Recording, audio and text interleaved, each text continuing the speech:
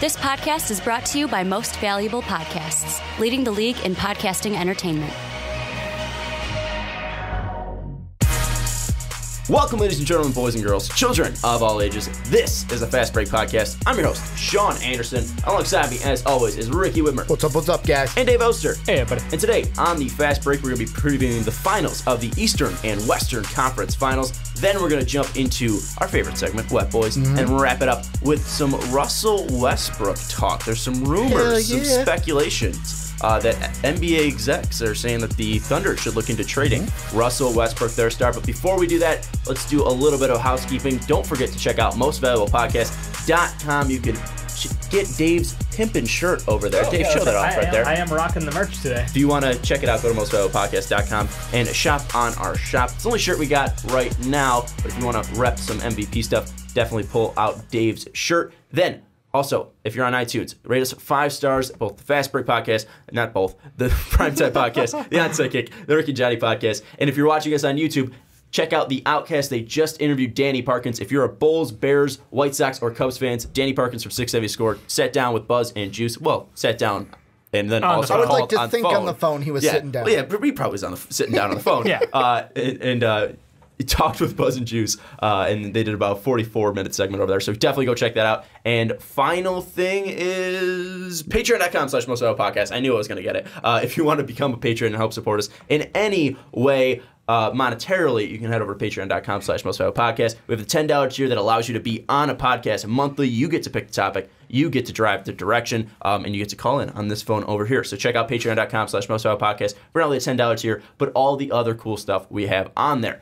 Let's now get into. I am terrible today. Let's get into the Eastern Conference previews. It's just been one of those weeks. It has been a ton of podcasts this week. We did 2.5 hours on the live lotto. Then I did the primetime podcast and a baseball segment with you yesterday. I know how Ricky feels. No, this week is insane because not only did we move, the Rick and Johnny's not on Sunday. It's tomorrow. Monday through Friday, I've been in the studio every night. Now you know how he feels. He doesn't do any of this week shit, Sean. But real Bring quick, your game up. But real quick, he's been doing this for like years now, so he's used to it. I'm the seasoned vet. I'm like LeBron, and he's like Terry Rozier or something. He is LeBron.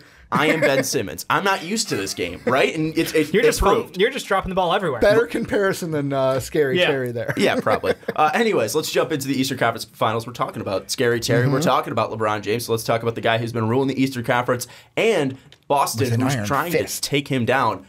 Eastern Conference Finals, again, the rematch from last year. The Cleveland Cavaliers and the Boston Celtics. Brad Stevens absolutely playing a masterful series against Brett Brown and the 76ers, getting his team without 2 starters in Kyrie Irving and Gordon Hayward here. And LeBron James, again, doing what LeBron James does, leading his team past the Raptors, past the Pacers, and getting to another Eastern Conference Finals.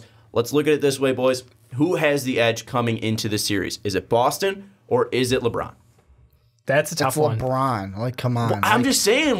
Boston does have home court advantage. Boston does have the better coach in Brad Stevens. I find it humor. Like, yes, there's things that are different. Like, although Boston coming into this series, it's almost the same thing as last year. No Isaiah Thomas last time, without their main guy. This year they're without Kyrie and Gordon Hayward. They added that, but really never had him the whole year. Yeah. But the thing is, they add a guy like J-Tay. But also, you lost Kyrie Irving, but so did the Cavs, because the Cavs had Kyrie last year. So there are different things, but this is a series where I feel like it's one where it's like I kind of want to root for the Celtics in this one, but I don't think, like, I'm not going to go into it like it is. The Raptors are going to beat the Cavs. Yeah, I was You're going to wrong. be the Chuck Lock on that one? I can't. I got to go with, like, I want to say LeBron's going to win it, but I want to root for the Celtics. I do. I want to root hardcore for the Celtics. 8 straight years of being in the Eastern Conference Finals and 7 straight years going to the NBA Finals. Will that be stopped by Boston, Dave? I don't think so. I think LeBron James is just too LeBron Jamesy. Like, he's just too LeBron Jamesy. He's gotten better. How is he Benjamin Buttoning the league right now? Better. I don't understand how this is working, but what I do understand is that I respect the hell out of Brad Stevens for what he's done. I think that this is a team that has gone miles above all the expectations people had for them, especially with the circumstances with injuries piling up as the year went on. It's been incredible, and all it's proven to us is that, yes, Brad Stevens is a world-class coach, and the LeBron James is probably by far, and I'm going to still say it's by far the best player in the NBA. Well, let's look at it this way, because I don't think anyone's going to disagree with you that LeBron James is the best best player in the NBA, and I don't think anyone's going to disagree with you that I'm Brad not putting Stevens, myself on a ledge there. Brad Stevens is a top 5 coach, probably even a top 3 Some hot coach takes. in the NBA, even though he didn't get a Coach of the Year vote. But looking at last year's performance, again, Ricky mentioned it, Isaiah Thomas was out for that. They really relied heavily on Marcus Smart to be the guy. They added Jason Tatum. Jaylen Brown, even though he was a little banged up in that Philly series, was big throughout the season for the Celtics. Scary Terry has been unreal for the Celtics in the past 2 series. You also have Al Horford, who's not only the most consistent big man, also a massive leader on the floor as well. Marcus Morris has been a good contributor. Looking at the players on Boston, do you think they have a better shot this year compared to last year? Because also Brad Stevens saw what LeBron James could bring in the Eastern Conference Finals last year. I'm going to say yeah, and the 2 reasons why is Kyrie's not on the Cavs. Like, yeah, the Celtics don't have him, but he's not on the Cavs, and that's taking away something that the Cavs had last year. And also, you mentioned J-Tay. He's brand new. He's been playing well for the Celtics. But really, Jaylen Brown also. Like, yeah, he was here last year, but every single game came off the bench, only averaged 12.6 minutes last year. This year, he's averaging 32 minutes per game. Yeah, he started 8, came off the bench in a few of them, but really, he's playing more minutes. He's seeing more time. So really, I think it's Al Horford is the vet, and then what can J-Tay and Jaylen Brown do with the other cast of Celtics kind of filling in? Exactly. What can Brown do for you? Yeah, no, I agree with her. Yeah, I think that a lot of this team is... Honestly, it's young talent, but it has a veteran presence there to balance out. It's day and night versus what Philly did. Philly put the ball in the hands of freshmen, sophomore players who definitely their inexperience showed, and it showed bright. And Brett Brown fell over himself basically with poor play calling for the situational instances where it was just like, you shouldn't roll with that. You shouldn't roll with that, but he's giving his young players a chance to shoot themselves in the foot. And meanwhile, you have Brad Stevens coaching masterfully, setting up his young players to have excelling roles. Like, they kind of continue to grow throughout these playoffs. You watch them lean heavier on the veterans in the first series against the Bucks, and then the second series against the 76ers, you watched more and more trust build up, and you watched Jason Tatum, Jaylen Brown, Terry Rozier really contributed at a high level. Well, Al Horford kept the calm. And that's the one thing that I was thinking coming in, and I want to ask you guys, is when it comes down to, for me, I think like Cavs Celtics, vets versus youth. Because I look at the Celtics, mainly in their series with the 76ers, every time there was a big moment, like coming out of a timeout, Brad Stevens needed to call something, who did he go to? Al Horford. He went to the veteran presence on this team. Whereas you look at just the top 4 scorers in the playoffs for the Cavs, LeBron, yeah, he's the best player in the NBA right now, but he's got 14 years experience. K-Love's got 9 years experience. Korver's got 14 years experience. JR's got 13 years experience. Like, will the better, I'm not going to say better veterans, but better veteran presence for the Cavs really be the nail in the coffin and be the thing that boosts the Cavs over the Boston in the end? I mean, you mentioned Boston's youth. They still are the youngest team in the NBA playoffs, and that was with Philly still in the playoffs as well. And this is a team that had the experience last year. Not J-Tay, but most of the Boston team does have playoff experience. Maybe not at the same minutes that they've been used to, but they still have those playoff experience. I think that clearly it's just going to be not just the veterans, but it's just going to be LeBron versus the youth and how do they match up. Because you look at last year, you look at the 5 games that they played. All the games that Cleveland won, LeBron scored over 30 points, and they won by 10. The only game that they lost, he scored 11 points, and Boston won by 3. So clearly the blueprint should be for Boston. I don't think this is too crazy to say. You need to slow down LeBron James. Not too crazy of an idea, but it's going to be difficult, and we saw that because they couldn't do it for 4 other games last year. However, it's just going to be Jaylen Brown, who had experience last year guarding LeBron. How does he do? Jason Tatum has shown to be a really good defender throughout his career so far. And also, crazy enough, Marcus Morris is a physical beast who, again, is very similar height-wise and has a decent amount of athleticism and has experience guarding LeBron James.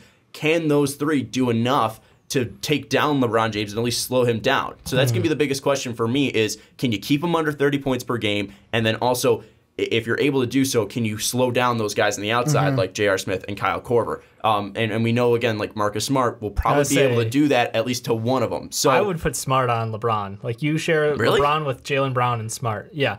Honestly, Marcus Smart is just ridiculously annoying defensively. There is nothing that man can't do to get at people. He's that annoying fly that's just flying around your head. He has incredible instincts with his hands going for the ball. He knows exactly how to position himself, and I think the biggest thing, LeBron has to use his weight and his size to his advantage, because I don't think that there's a big edge there as far as quickness. So I think that really it's going to come down to, if you see the matchup where Smart's on him, he's going to try to work the low block, down on the low post, and work his way up to the block. If it's Jaylen Brown on him, he can try to match him up high and try to like hit a runner. But that's one thing that we saw last year was when LeBron had anybody really on him on Boston, he just took him to the low block and just used his body and dominated them. That's why I'm thinking Marcus Morris is going to play at least a somewhat of a near at least half of the possessions on LeBron, just because of Marcus Morris's size. I know LeBron has the quickness over Marcus Morris, but again, at least physicality-wise, he's going to be able to slow that down. And then maybe on the perimeter, that's where Marcus Smart comes in, because he does have that physicality, at least on the outside, to possibly pester LeBron James. And I also think, again,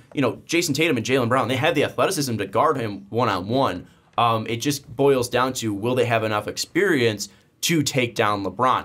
Now, the question, again, I think we should bring it back to is LeBron, this is a different team for Boston last year, this is a different team for Cleveland last year, but again, the kind of basics are the same. LeBron and K-Love, and then you have Jaylen Brown, Al Horford, Marcus Smart, Terry Rozier as the guys for Boston. So going back to Boston, do they need to hold LeBron under 15 points, under 20 points to get wins like they needed to last year?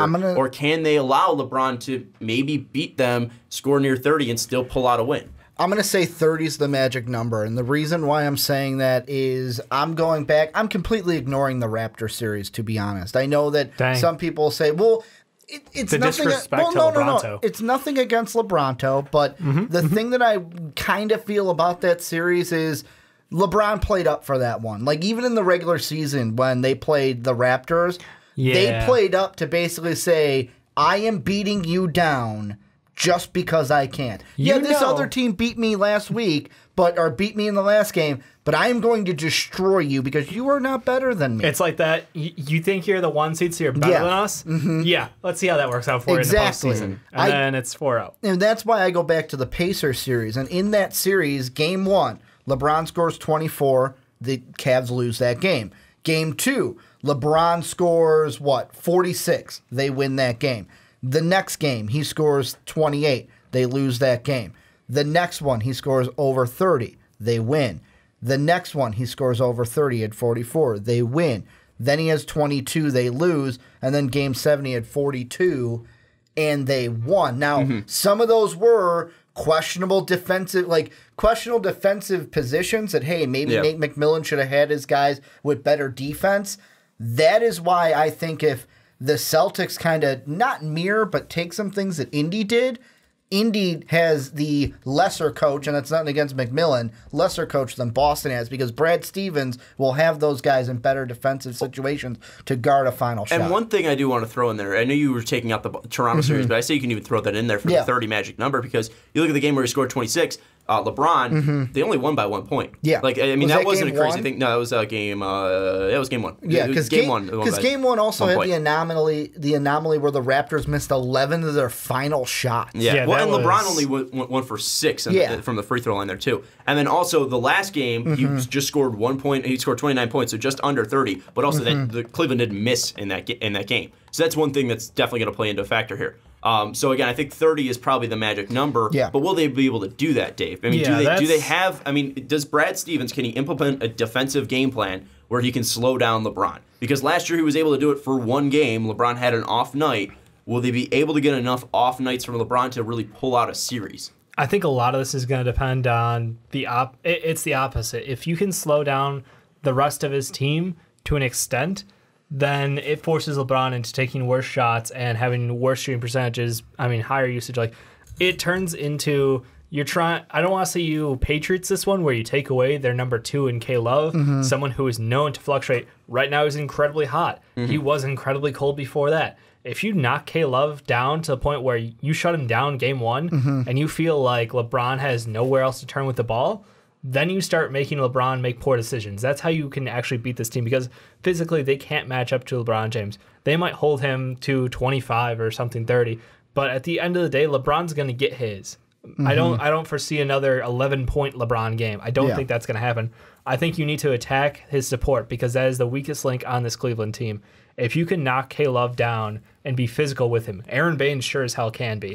He's someone who I would have on K-Love. Same with Horford. I think both those guys in combination can work really well. And on that outside, like I said, if Marcus Smart's not on LeBron, if you have him trailing around Kyle Korver or J.R. Smith, one of their wings who is just jacking up threes all game, you're going to create problems for LeBron, because his normally open looks won't be as open. I'm going to go first, Ricky, and I just want to throw this out there. The reason why I'm not bringing in regular season into this, because the games that they played against each other, there was one where LeBron had the current squad that he does. Right. But even in that game, Kyrie was playing for Boston. So there has never been a game where these lineups have been out there. Okay. So that's one thing where, even though LeBron had, again, compared to his season averages, a worse season average in the 3 games against Boston, 24 points, shot 53% from the field, around 25% from 3. You really still can't look at that, because it's completely different teams. And the one game where they did have everybody on that Cleveland squad, they won 121-98. So they beat up Boston. I don't know. I'll kind of do one better. And the reason why is I'm not going to use regular season. The thing that I look at is,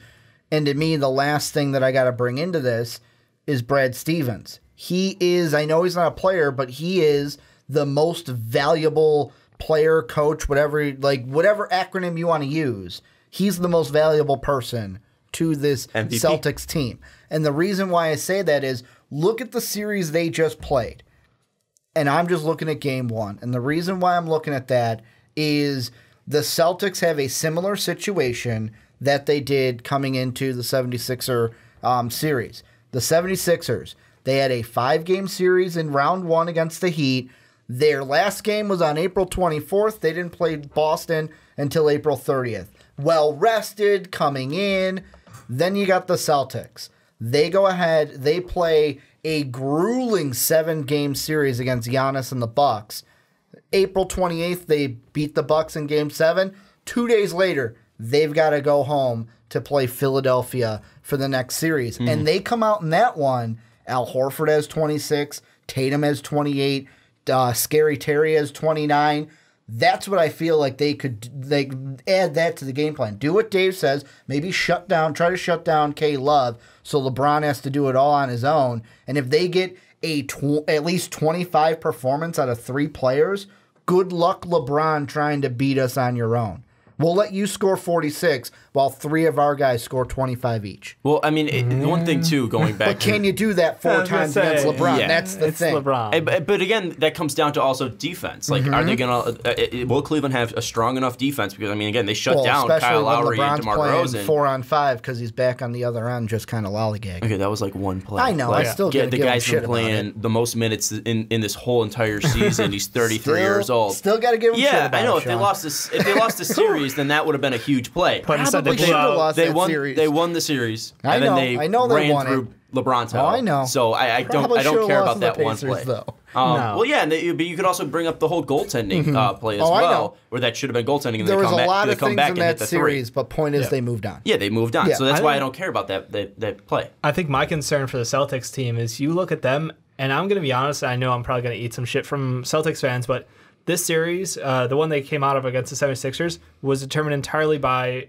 turnovers and self-made mistakes or forced mistakes from this Boston Celtics team. The 76ers shot awfully on unguarded threes, and by unguarded I mean within defender within 4 feet of the shooter.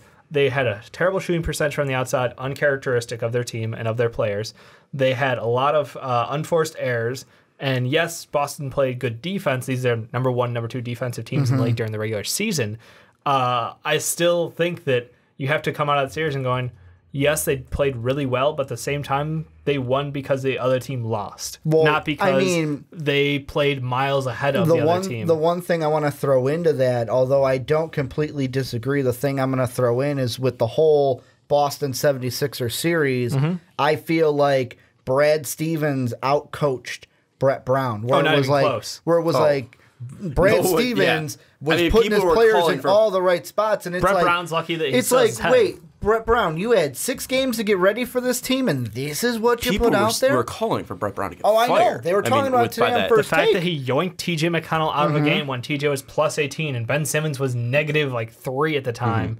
And you're like, yeah, Ben's going to take us home on this one after TJ brought us back. So you saying that, Brad Stevens outcoached Brett Brown is like saying the sky's blue. I know. It's like saying Ty Lue is going to outcoach to me, anybody. that played a huge implication on the series as well. No, I just think that, yes, coaching is critical, and that's definitely the reason why the Celtics team has been so empowered to get it done during this playoff run.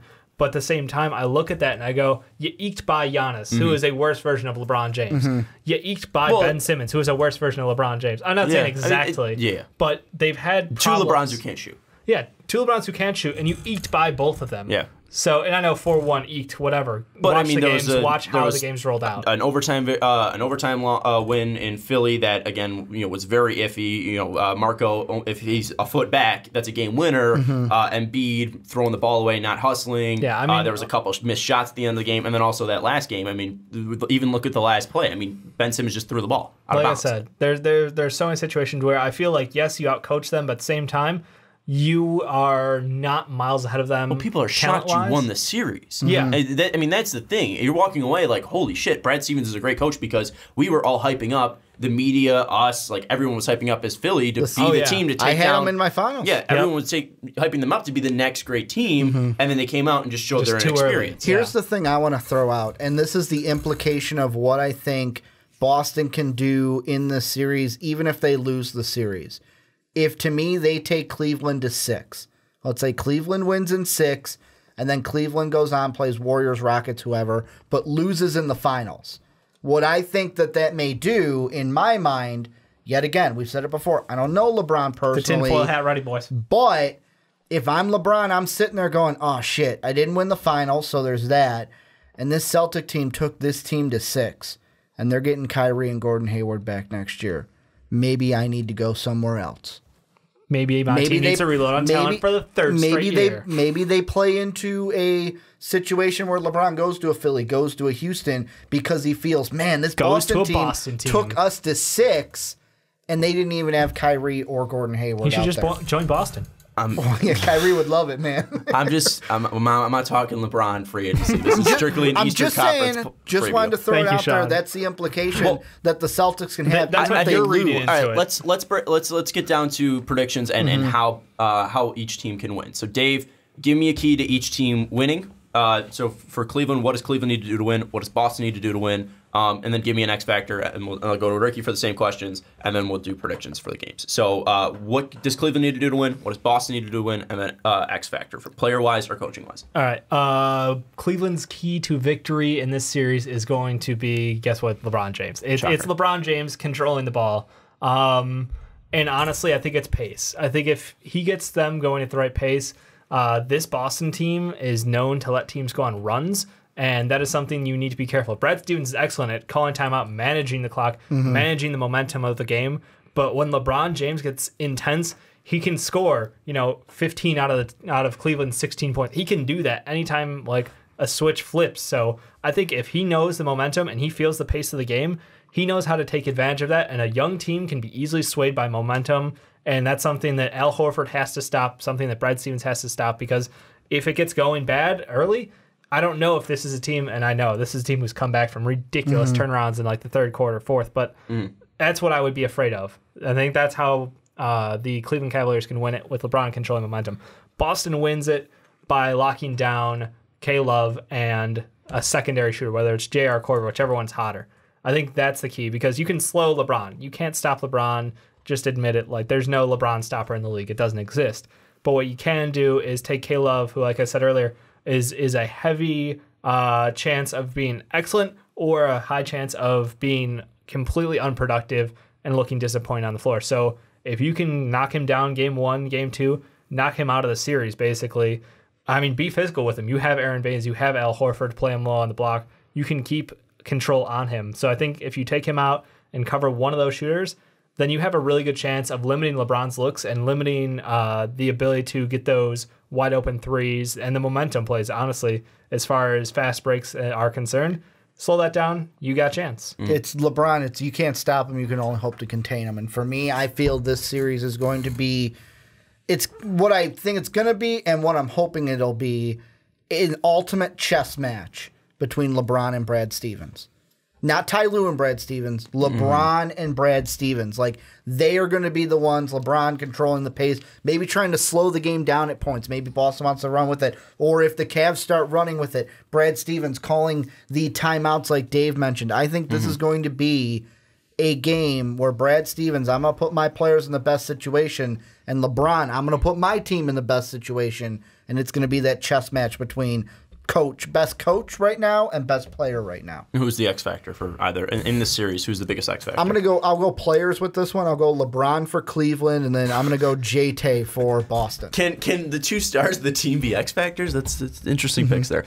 Biggest key for the Cleveland Cavaliers, and just again LeBron James. It's just going to be the assist to turnover ratio. You look at Ben Simmons, what he did in that Boston series. He had averaged 6.4 assists per game and turned the ball over about 5 times per game. So I mean that assist to turnover ratio, that's about very close to a little over 1 right there. LeBron throughout this playoff run has been assist to turnover ratio about 2.9. So if he's able to keep that spread apart, if he's able to keep it at 9 assists per game, 3 turnovers per game, I think that's going to be a massive key for Cleveland, especially early on in the series. If they're able to get 2 games off of Boston, that's going to be huge. For Boston, at least team-wise, I think it's just going to boil down to can they slow down LeBron, force those turnovers, and then just come back on offense and start blasting that Cleveland defense. And if they're able to weaken that Cleveland defense like we saw early in the season, early when this team came together, then that will afford the advantage to win the game. Biggest X factor, I think, for both teams is going to be, weirdly enough, Rodney Hood. Coming off and providing bench scoring for Cleveland is going to be massive. We saw what he did in that first game. He had a massive game, him and Jordan Clarkson. Those two, I think, coming off the bench, if they're able to provide bench scoring for Cleveland, is going to be absolutely huge. Now let's go real quick on this one. Predictions for the Eastern Conference Finals. Dave, who you got? I've got LeBron in 5. 5. I am going to go... Same as last year. I am going to be the biggest Celtic fan this series, but I'm going to go Cavs in 7. And I already bet my car, so I can't do it, but I'll say sweep. LeBron James in 4. Might come back to bite me. But again, it's LeBron James. I'm being bold. I'm being bold with the 7, but I can't pick against the Cavs. Fair enough. That's the thing. It's like I can't pick against the Cavs. So if I'm just going to pick the Cavs, then I don't think they're going to lose. I mean, even though Boston has great talent, Boston has the better coach, Boston is going to have home court advantage. I look at it this way. If Indy could bring LeBron to 7 games, a better talented Boston team with a better coach can do the same. But also, I mean, you could say the same thing about Toronto. Toronto was more talented than Indiana. Toronto had a better coach. LeBron played up for that, though. And you don't think LeBron's going to play up to You don't think LeBron jump all over Kyrie's team? The one he jumped LeBron's ship to? red hot right Kyrie now. might not. Kyrie's not out there, so we'll see how that. I don't know. I don't think he has Hassan Whiteside performance issues. Well, not that, but I think that there was a little extra oomph into it for Toronto. Fair enough. I think you guys mentioned coaching, and that's the one note I want to drop out on my end is just there was a quote from Doc Rivers a while back. It was on Reddit, and it was basically bringing Doc into the Celtic fold. When LeBron was in Cleveland, he was just playing basketball. When he got to Miami, he's calling out plays. He's staring over our bench. He's reading stuff. I remember him saying, "This is not good. This is not good." Like that just sums up. LeBron has a mind for the game, and while Brad Stevens is the best coach on the sideline, LeBron is a coach on the floor. Ultimate chess match. He's telling people on the other team what they should be doing. Anyways, let us know what you think of this matchup down in the comments below. Maybe a sweep is a little too mean towards Boston, but I'm going to pick it anyways. Let us know who you got in this series. Well, let's jump into the next topic, and that is the Western Conference Finals preview. We have the Houston Rockets taking on the Golden State Warriors. Some say the real championship. I was about to say a matchup no one ever expected. I doubt anyone believed believe these two teams would make Stars it to the align. Western Conference Finals. Pretty special. Yeah, very, very important that these two teams, two underdogs, made it to the Western Conference Finals, and we're very excited for this matchup. Obviously, we know the story. We know what's going on. These are the two super teams right now in the NBA. Obviously, Cleveland has LeBron James, but, I mean, these two teams have been absolutely dominant over the past couple of years in the NBA, and especially this year. The Rockets just came out and showed that they were unstoppable with Chris Paul, James Harden, Clint Capella when they were all on the court. Even when they were off the court, they were still dominant. And we know the Warriors, what they can bring when healthy. Steph Curry, Kevin Durant, Draymond Green, Klay Thompson, also Andre Iguodala, and Sean Livingston. I can't split them apart anymore. Just say Chandra Livingston. Chandra Livingston. It's way easier. It rolls off the tongue. We know what these two teams can bring. Steve Kerr versus Mike D'Antoni. What is going to be the biggest key for the Rockets in this one? Because they are pretty much the underdog, even though they had the better record. I mean, this is a team that hasn't won two straight championships, right? No, one straight championship, and then 2 in the past 3 years. I always forget about the one straight championship is not one straight championship. That's a new one to me. I always feel like it's been 2 years. Like it's felt so long since the 3-1 comeback. For me, the key for this Rockets team is all about pace and space. Like that's their goal. That's what they've done. They built a team of wing players, surrounded Chris Paul and James Harden with a bunch of fantastically versatile wings who can shoot the three, who can play now a little bit of mid-range, and then excellent finishing skills. The thing that kind of scares me is James Harden really struggled from the three-point line against the Jazz. In those last 3 games, 1 of 7, 1 of 7, 2 of 8. Really starting to make me a little concerned because, yes, he was never a knockdown three-point shooter. He was a league average kind of guy, which he's not shooting right now. So that's a bit concerning to me because if he can be shut down by worse defenders, I'm going to be honest, then he can get shut down by Klay and KD. Yeah, that Klay, KD, even Steph. Or Andre Iguodala. Well, I mean, and the stat that I got this from Get Up today, during the entire season, and I might be a little off, but you'll get the point, against Steph this year when it was Rockets-Warriors, Harden was like 4 of 8, so 500. The rest of the team combined was 2 of 13 from beyond the arc. Yeah, I mean, that team locks down defense. And so for me, it's Harden needs to be on it. Like, the Rockets can only win this if they get James Harden actually playing at the full level he should be. At the MVP level that we expect him, because Chris Paul bailed his ass out in this last series. Like this, Chris Paul didn't want to go home after round 2 again. He was after being up 3-1. He goes, we know how this shit turns out. We're gonna win this. I mean, one thing though. I mean, and I think Ricky, you just brought it up, but against Golden State in the 2 games that James Harden did play, shot 46% from the field, 50% from 3. He did have a rough time from the free throw line, 66.7%, but he averaged around 24.5 points per game, 9.5 assists, and 4 rebounds. So he has had success this year against Golden State. James Harden has. So he needs to continue that success. But like you mentioned, he had a rough go at it against the Jazz. Ricky, again, do you think that Chris Paul will take enough off of James Harden to open him up on the outside? I feel like he might. It'll be interesting how the Warriors play their defensive pairings. But for me, it has nothing to do with the players on the actual court. The best friend to the Rockets is that they have home court advantage. Really? Think about it. For the first time in this Warrior dynasty, they don't have home court in the Western Conference playoffs. This is the first time we will see a Warriors team game 1 on the road. If this was like, and I totally agree with, I think it was Jalen Rose who said it on Get Up this morning. He said, if this game 1 was in Golden State, he's like, I'd be picking a 4-0 sweep for the Warriors. Yeah. But just because the first 2 are in Houston, that is something. Houston can come in, get that crowd behind them.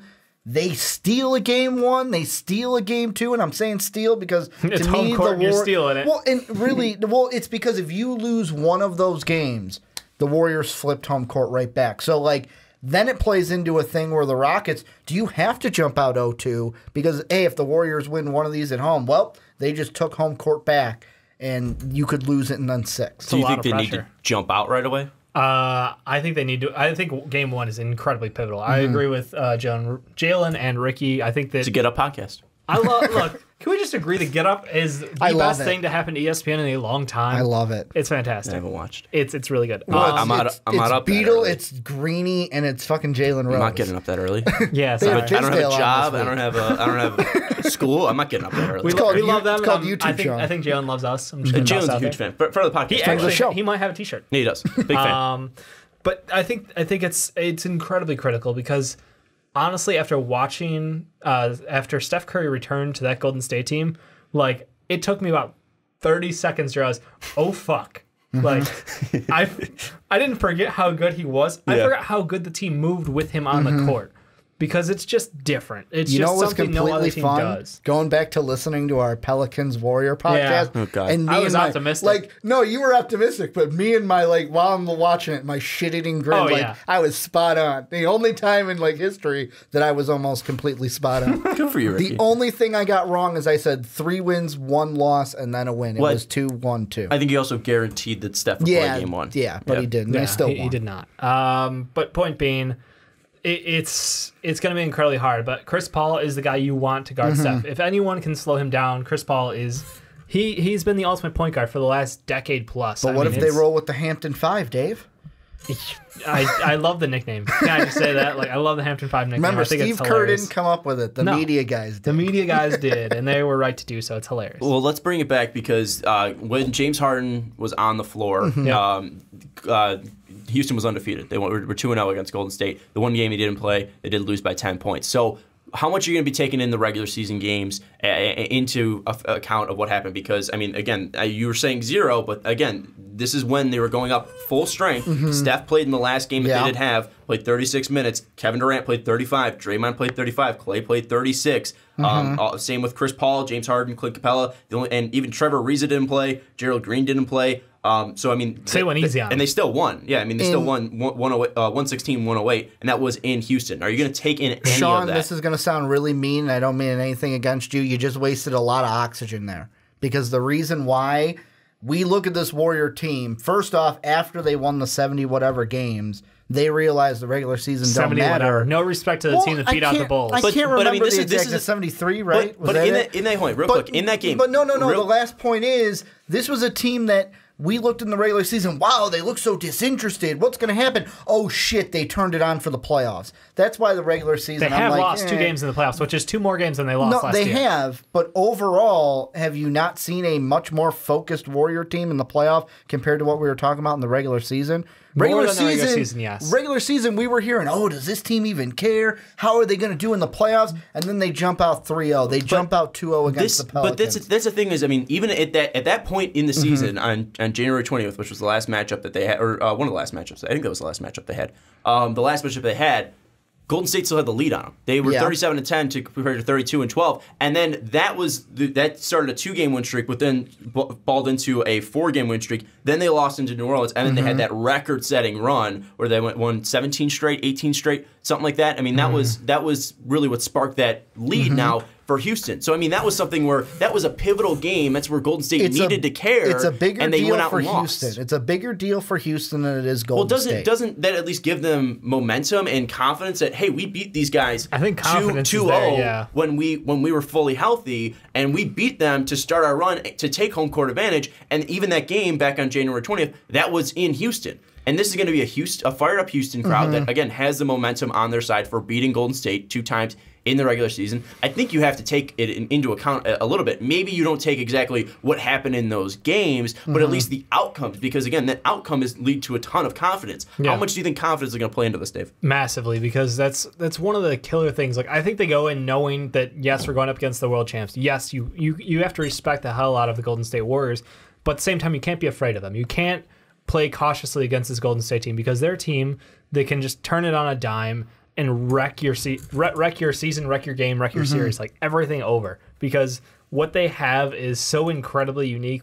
Being able to roll out 4 All-Stars, you can't take that for granted. You have to play aggressive. You have to play your style of basketball that you've been doing all year. I think if they get worried and get too wrapped up in matchups and everything, that's their downfall. This is a team that plays best when they're rolling hot, when they're going in and taking shots with 19 seconds left on their shot clock, because guess what? That's what got them here. Play the game that got you here. Don't make too many adjustments. based off of perceived, cautions. The one thing, though, I do want to throw out there is because I think last year what played so much into Golden State's success was the confidence they had and the idea that they weren't going to lose to anybody. And you look at that first game against Cleveland, where Kevin Durant comes out and scores 38 points, shoots 53% from three, 50% from 50% from three, 53% from the field, and beats LeBron James. And takes game one.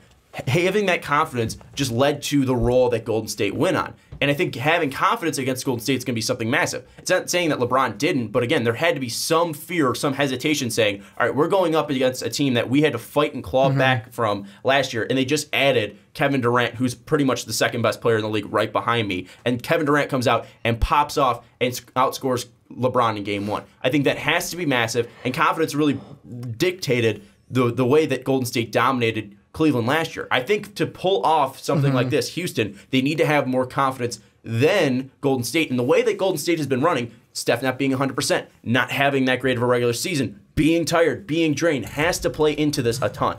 Is it a 4-game sweep? No. However, of course to me, not. I'm not saying a 4-game sweep. I'm not saying you are. Just let me go through the point. Ricky over here. So it's not going to be a 4-game sweep. However, the thing that I go into, and Dave kind of mentioned it with confidence, is I think of overall just Warriors or Rockets. That's all I want to hear right now.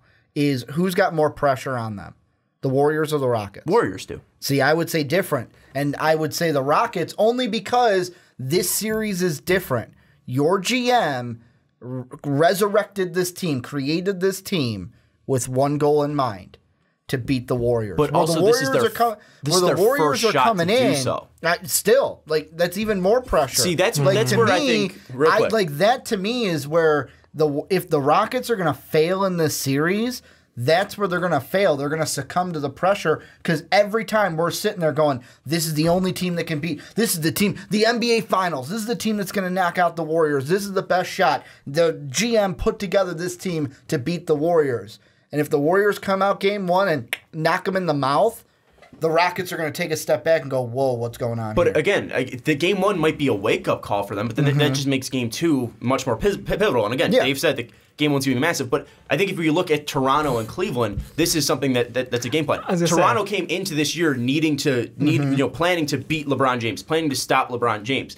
But that was after years of failure against LeBron James. They haven't had the shot against Golden State in the playoffs to say, hey, we know what to do. We have everything to beat them. We don't know if Houston has everything to beat them. We think they do. They've proven it during the regular season. But again, like you've mentioned, the playoffs is a different monster. This is something that is going to show how close Houston is to beating or being able to beat Golden State. Maybe Houston surprises Golden State and shows him, hey, we're better than you. But I think this is going to, real quick, I think this is going to be more important to see where Houston is at as a franchise. I don't think this is going to say, if Houston loses it, this season was a massive failure. This just shows that this is giving you the blueprint of how to beat Golden State. I don't think this is too pivotal of where Daryl Morey is going to be a failure if he loses this series. You're thinking long term. I'm thinking just this series. Like, this year is the only year that matters. I'm not going on a DeMar DeRozan, Kyle Lowry. Can't remember which baby dinosaur said it.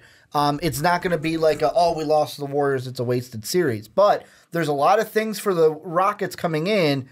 The fact that, there's a little pressure on us because our GM put together this team with one goal in mind: to beat the Warriors. Also, James Harden. All right, you're going up against you're going up against this team for the first time on the biggest stage in the Western Conference Finals. And then with CP3, all right, you got over the hump. You're out of the second round. Now how are you going to perform now that you're in the Western Conference Finals? A ton of questions for the Rockets, where the Warriors, I think it's going to be a lot more of just them going with the flow, going with their game, and not feeling the pressure. I'm just going to go back and we'll go to Dave. The one thing that I just want to throw out there is, again, this is the first time Daryl Morey's squad is going up against Golden State in the playoffs. And that's great for long term. But what have we been talking about? But right now, again, this is showing you where you are at. And again, if you're looking at it short term, this is just a benchmark to prove where you are at to beating Golden State. What are we talking about after the season? Where is LeBron James going to go? If Houston takes them to 7 games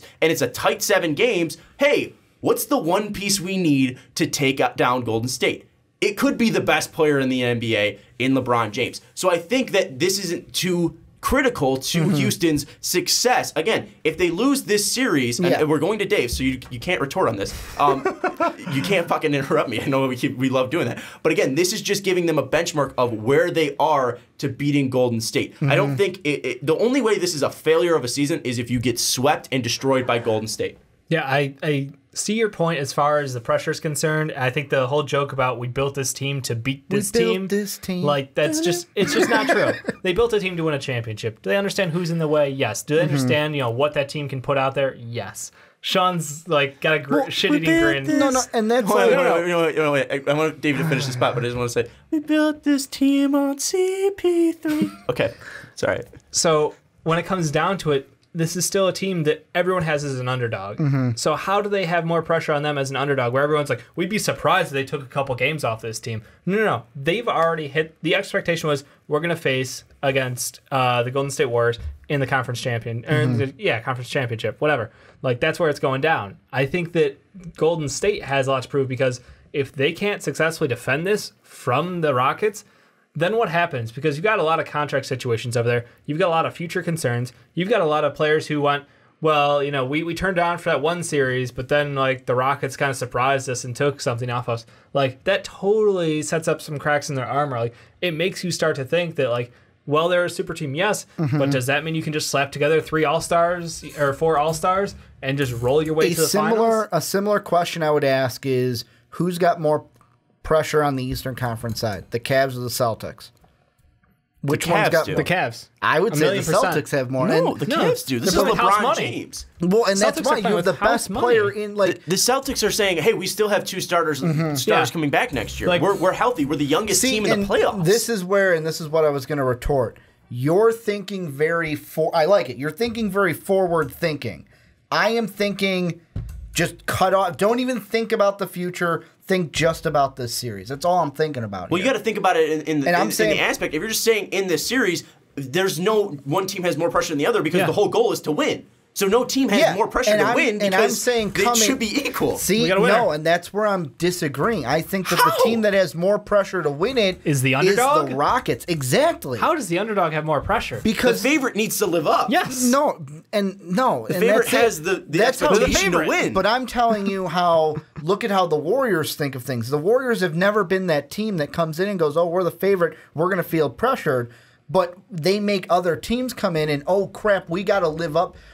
Can we live up to this kind of like what Dave was saying where, you can't come in and fear the Warriors, but they kind of have this not holier than thou, but it's kind of like when you play LeBron James. Look what happened to the Raptors. They crumbled under the pressure. What Rockets are we going to see? A team that comes and punches them in the face or crumbles under the pressure? Again, you're taking it out of context. The reason why there was so much pressure on Toronto was because they kept losing to LeBron James. I get their different situations, but there's still, to me, more pressure on the Rockets. And in every underdog movie, what's the whole narrative? No one expected us to be here, so go out and play. Go out and be yourself. But this, we got here on what we know. So there's no pressure to win because if we lose, no one expected us to be here. And that's it's already where I think a win. You guys are wrong. The whole thing where you keep saying no one expected us to be here. There are people at the beginning of the season thought these two teams would meet here. Yes, there are people but to like win. Dave sitting next to me that have picked the Rockets to beat the Warriors since the beginning. So to me, I feel like this has been more split. If Houston if Houston loses, will you be shocked? No. But the whole time, I'm saying, when we've come down to picks. It literally took me 3 minutes of watching Steph Curry to say Golden State's going to win this one. I don't know what. So, yes, since the beginning of the year, I was like, this team is built to do it. Again, we got to get away from this topic. But I think the thing is, this is more of a benchmark for Houston, where this might be Golden State's, weirdly enough, last shot with these 4 players to win this. So that's why I think there's more pressure on Golden State, because this is their last shot to do it, possibly with Draymond, Clay, and Steph. And we got to go to KD. Predictions and KD. We got to go predictions. So sorry, we can't get that in. But we got to go to how the Warriors will win, how the Rockets will win in an X factor. We'll go to you. So how will the Rockets win? How will Golden State win? And what's the biggest X factor? James Harden and CP3 for the Rockets, and then for the Warriors, it's just play their ball. Like Dave was saying, when Steph Curry's out there, the way they move the ball, find the open shot, like they got to play Warrior basketball. I know that sounds cliche, but that's what it's got to be. And Harden and CP3 got to show up if the Rockets want to win. Biggest X factor? Biggest X factor, James Harden. If he doesn't show up, they lose. If he balls out, then they got a chance. David, what does Golden State need to do to win? What does Houston need to do to win? And then the X factor. Golden State needs to play through KD and Steph, use those two, knock out everybody else. I mean, Draymond's been impressive as hell this last series, and I think he continues to do so against a smaller Rockets lineup. And on the other side, you got to lock down with CP3 and Harden. If Harden limits the turnovers, keep the ball in CP3's hands as much as possible, turn Harden back into that shooting guard, secondary ball handler, so he can worry about focusing in on his three-point shots because he has been inaccurate as hell as of late. He needs to fix that. So my X factor, CP3, 100% on the Rockets side. And on the Warriors side, I'm going to give it to Draymond, actually. I know that I said two key ball handlers with Steph and KD, but I think Draymond's just the ultimate X factor. Well, and also Clint Capella, how's he going to factor into the series? Because he's got to factor in somehow. That's my X factor. Thanks for bringing it up, I think Ricky. Clint just does Clint things. I don't really But the thing is, he's got to block shots. I think the thing that's going to be big for him is you look at what he did in 3 games against Golden State, and obviously different because one of them he wasn't playing with James Harden. 15 points in those 3 games, 6.3 rebounds for Clint Capella, 110 offensive rating, 110 defensive rating. Only had 3 blocks throughout those whole games. Shot 62.5% from the field. It's going to be big for Clint to at least beat up the Warriors inside, whether that be Draymond, whether that be Zaza. If he's not on his game, then that's going to help them focus in more on James Harden and Clint, and CP3. So I think they're going to see a lot of small ball PJ out there at the 5. I think Clint's going to have limited minutes if he gets exposed. Well, do you think they should be limited? So just if he's exposed? Yeah, I think the Rockets are going to have to default back to that game plan during the series. Well, I think it's something where, again, Clint might be used. Like it's going to be a situation maybe with Ben Simmons, but they're not actually going to force him back in. If he's on, they're going to keep him in. If he's off, they're going to take him off. But I don't think it's going to be something where if he's off for one game, they're going to keep him out for the majority of the next game. I think they're going to keep going back to it again because, again, Clint's better than Zaza. And he's better than pretty much any 5 that they're going to put out there. He has the height over Draymond. Yeah, if they can force it like they did early, and I don't want to go all the way back to this, but the early Jordan days when to start off every series, Jordan was basically told, you have to spoon feed your low post. You have to go down low. You have to feed the big man, set the tone, set the pace. And if the Clippers, Jesus, if Chris Paul can do this with Clint Capella, then yes, it forces the Warriors to play around Clint Capella. If not, Clint Capella then becomes a liability. Yeah, it's going to be interesting to see what happens. I think that's the biggest thing. If he's able to come out and have a game like he did on June 20th, where he scores 18 points, 7 to 12 from the field, he's efficient. He was always efficient. He shot above 60% he was on the every MVP single watch game. half the year. No, I'm saying just against Golden State. Again, if he's able to be efficient, I think that's going to be something big for them because they don't have an answer for them, at least at that 5. Maybe Jordan Bell is possibly that answer, but again, Clint Capella still has the experience. He's also bigger than Jordan Bell, so I think it's going to be a biggest X factor for them. The way Houston wins, I think it's just strictly about how quick they play. If they're able to push that tempo, push the pace and get Golden State tired and then force them to pull out Jordan Bell, if Quinn Cook, any of these guys, like if they're able to pull out any of these guys off the bench, I think that's going to be the biggest thing is trying to attack that lower post. Kevin Looney as well. If they're able to go into the deep reserves, that's going to be huge for Houston. I think Golden State, it's strictly win game 1. If you win game 1, you're winning this series. If you lose game 1, then it's up in the air. Let's go to predictions now. We got about 3 minutes before the camera shuts off. Ricky, who will win and in how many games? Mine's going to be easy, and I'm actually going to throw in that point that you wouldn't let me talk about earlier because it fits in here. Yeah. I feel like this is for the Warriors, although they didn't play the Rockets last year in the playoffs. This is going to be like the 98 finals with the Bulls and Jazz because for the first time, like I mentioned, they don't have home court. Just like with the Bulls, we beat the Jazz in 97, but we had home court. We don't have it in 98. So did you just watch real quick? Did you watch that Yes, I did. Rewind with? Yes, I did. That was pretty good from SB Nation. I've got a video idea after rewatching that game. So I'm gonna come out with a video sometime about MJ based off that game. Well, it was still a pretty good video. It was great. Yeah. It sparked an idea in my head. How I think this series goes down: Warriors win game 1, Rockets win game 2, 3 and 4 go to the Warriors. Rockets win the 5th. Warriors seal it in 6. So it'll be Warriors in 6. Warriors in 6. David. Warriors in 6. That's it? I'm not getting fancy going to game. You asked for numbers, I give you numbers. I mean, it would be great if it went to 7, but I just don't see it going to 7. I mean, after one game, it'll probably change. But right now, I'm feeling the way I've watched the Warriors run through that second round with a healthier Steph, and now he has days to rest and come back even healthier. Terrified. What do you think is going to be? So, do you think the Warriors are going to their wins are going to be big, or do you think the Rockets wins are going to be what do you think is more likely? Defense probably won't be played too much. These games are going to be about 115 to 109. If there's any defense, it'll be more so on the But do you think side, do you think it's going to be something where Golden State wins big and then the losses are close, kind of like we saw against LeBron? Yeah. So to be fair, the Rockets are a better defensive team statistically. But will they play defense the entire time? That's what we'll have to see. Yeah, it's going to be interesting to see how the 4 key guys for Golden State does just hold say the up 5. over the Hamptons 5. You want to. Okay. Well, the Hampton 5. I say half the defense, double the offense. It's going to be interesting to see how they were really able to keep up the pace. I'm going to go Warriors in 7. I think Houston wins game 1. Warriors take game 2. Warriors win 3 and 4. Houston wins 5 and 6, and then Warriors close it out. Over under flops for James Harden at 10. They haven't fined anyone since 2015 for flops. So, but you know who he's playing against. Yeah, I think it's gonna be. What did you say? 10? I said 10. Over by far. I say under. Under, all right. I mean, there's no flopping stats on any back Basketball jumps? Reference. He's the flop king. Any back jumps in the series? Michael Carter-Williams is not on the team, so no. King of the flop.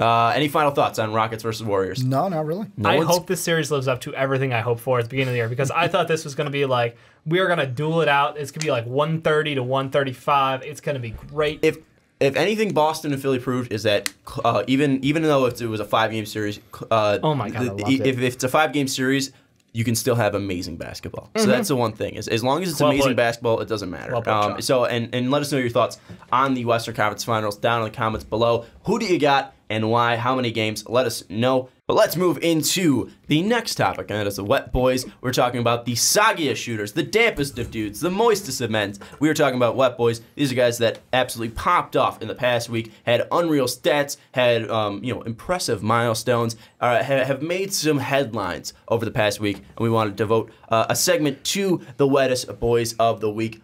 But since they don't know, I'm gonna let them in on some behind the scenes. Yeah. I have not told Ricky and Dave my Wet Boys. Usually I make Nick Collison. Usually I make the.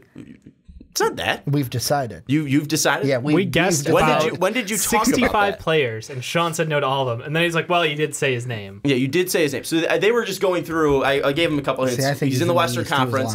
He's in the Western Conference, and he didn't play. All a ruse. He didn't play last week. But usually I make the graphics and I send it to them in an email. And they're able to see everyone's Wet Boys. However, I have not sent them. We got a surprise this week. The Wet Boys. Unfortunately, you guys got it right. It's Nick Collinson. Nick Collinson, we're going to yours first. Retiring. He was drafted in 2003. Retiring today. You popping up on his greatest stat draft sheet, class of all time. His stat sheet right now. One of them. His stat sheet, career stats up on the board: 6 points per game, 5 total rebounds per game, 1 assist, 53% from the field, 72% from the line. Mr. Supersonic was the 3rd final active Supersonic in the league. Now the only 2 remaining to play for the Supersonics: Kevin Durant and Jeff Green. So one of the last of his kind, and also is that why you gave it to him? Because he's a Supersonic? Yeah. Exiting. Well, you're going to see it now. Oh, okay. His stat sheet is the Supersonics. Nice. Oh, okay. But he's also Mr. Thunder. Bring him even back. though he has not done so much on the court throughout his career, consistently being a guy in the locker room that the Thunder have looked upon, and consistently has been getting a paycheck for just what he's been able to do in the locker room. So shout out to Nick Collison for his great career, and again, a part of the great generation. LeBron James, Dwayne Wade, Darko Milicic, Carmelo Anthony, Kyle Korver, Kirk Heinrich, Chris Bosh as well, Kirk Heinrich, and then of course the true star of that draft in Nick Collison. What a steal! So Ricky, Are you satisfied? Well, first off, the only thing I'm upset about is I would have let it go a little bit. I would have let me and Dave and I kind of give our wet boys, let us like sit in it a little bit, and then save it for last. See, the thing is that I was going to let them in, and then you threw out Nick Collison. So now that I'm already on camera, you could have told me that. Well, I guess we'll have to wait and see. No, I mean they can see it now because of the thumbnail, so they knew who it was going to be coming to the thumbnail. I guess they could. But, I didn't know. Yeah, you guys didn't know. But anyways, since we finally broke the reveal of Nick Collison being his first and only wet boy, unless he goes into coaching, because the reason I mentioned coaching is because Ricky, you have a first for us. I do, and before I get into it, I am just going to say I'm looking at your Nick Collison graphic because I finally see it. You picked the wrong logo, but that's nonetheless. Brad Stevens is my wet boy. I wasn't alive for the old the Supersonics. You should still know. You still should have seen the logo. I like that logo better. You're just wrong then. That's fine. I like that logo better. It's okay. But Brad Stevens is my wet boy, and the reason being is Brad, you might not have gotten a Coach of the Year vote, but you're still the best coach to me right now. And when we get to our player rankings, I'm going to say right now, it's probably going to go Brad Stevens, Steve Kerr, Coach Popovich. That's probably how they're going to go because Brad Stevens has been showing in these playoffs, especially this week, that he is the best coach in the NBA by far. Loses 2 stars, still gets to the Eastern Conference Finals. Yeah, he trusted the process of elimination this week. That's a pretty good one. I love that. Good old Thank Paul you, Pierce NBA coming with TV. that one. Yep. Yeah, I was trying to fix it because you saw it out there. Fantastic. You saw the 2 wins, 1 loss, 0 Coach of the Year votes. But also, I was trying to figure out one where we could put in -2 starters, and then also 1 process eliminated. But anyways, Brad Stevens being the first ever coach getting a wet boy. We've had a team, we've had a coach. We've now had 2 Celtics in back-to-back weeks, and we've also had a college player in Jordan Lyles from UMBC. But Dave, give us your final wet boy. We got Celtics fever on the side of the table because I'm going with J-Tay. I'm going with my boy. Loved him coming out of the draft and loved him all season. He has stepped up incredibly well. Basically, it's like Don Mitch and him are like on that tier out of this draft class. It's been incredible. He's put up 23, 4, and 4. 54% from the field, 30 from 3. It hasn't been incredible from 3, but to be fair, like he is playing at such an elevated level, and I think he's like set some record for being a rookie, scoring 20 points in 5 consecutive games. Like he is doing some special stuff out there that is super, super interesting. I honestly think his game is just incredibly smooth, and like Brad Stevens is a freaking evil genius. Like for how he gets this team to play together. Like I don't understand how he takes a bunch of young players, slaps it all together, turns them into a weirdly well-processing machine, and out-processes the process. It was absolutely fantastic. I mean, he's a magician out there. Yeah. What he's able to do. I will say, though, watching JT's game and me throwing out the player comp back before he came into the league, saying Carmelo Anthony, seeing his game, I'm pretty proud of that one. Right. We like on the fast break whenever we're right, we like bragging about it. Yeah. I felt pretty damn good about it back then, and I feel pretty damn good about it now. I think he might be a little bit better defensively than Carmelo, maybe a little bit worse of a creator, but still close enough. He is still something special. I mean, a little bit of a shrug. We got enough. Is that true though that he's the only player to ever score? Not the only. Okay. But it's him. I think Don. Yeah, did Don Mitch had. Bit. What's it called? I think he had 7 straight games of 20 points. The thing that I'm thinking is... It puts him in an elite club.